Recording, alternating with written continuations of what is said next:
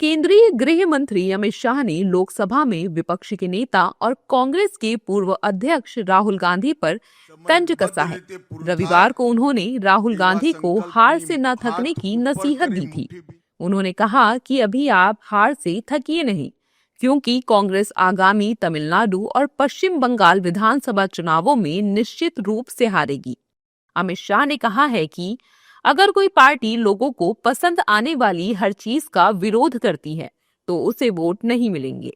हाल ही में लोकसभा में हुई बहस के दौरान राहुल गांधी ने मुझसे एक अजीब सवाल पूछा कि चुनाव में हर बार सिर्फ उनकी पार्टी ही क्यों हारती है।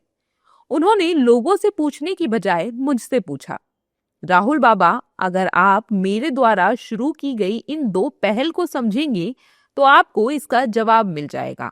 अभी आप हार से थकिए नहीं, क्योंकि कांग्रेस आगामी तमिलनाडु और पश्चिम बंगाल विधानसभा चुनावों में निश्चित रूप से हारेगी। गृह मंत्री अमित शाह के तंज पर सियासी बयानबाजी भी तेज हो गई है। एनडीए नेताओं ने शाह के बयान का समर्थन करते हुए जनता द्वारा विपक्ष को नकारने की बात कही है। इस दौरान उन्होंने कहा है कि जनता ने विपक्ष को पूरी तरह से नकार दिया है और हमें स्वीकार किया है।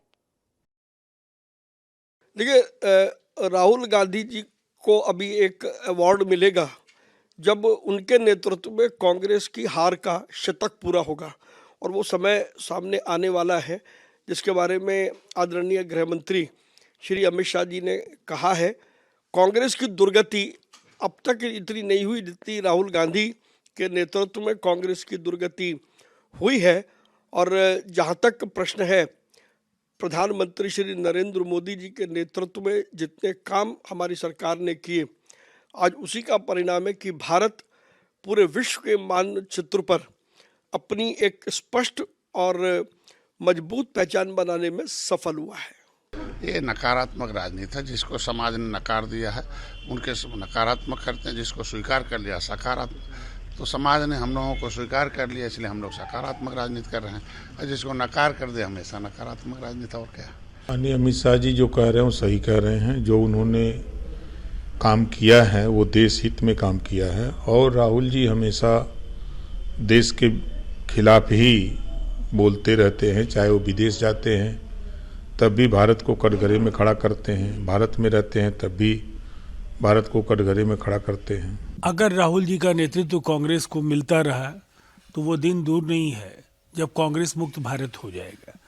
लगातार जिस तरह से असंतोष कांग्रेस के अंदर बढ़ रहा है, शशि थरूर से लेकर सलमान खुर्शीद दिग्विजय सिंह के साथ दिख रहा है। G23 का एक बार पहले वो जो पूरा का पूरा प्रकरण है वो कांग्रेसी कार्यकर्ता आज भी नहीं भूले हैं, और नए सिरे से बगावत के सुर फूटने लगे हैं। इसीलिए कांग्रेस की सेहत के लिए आने वाले समय में कठिनाइयां पैदा होने जा रही है, और उन्हें सावधानी के साथ इस पर कुछ न कुछ आत्ममंथन करने की जरूरत है।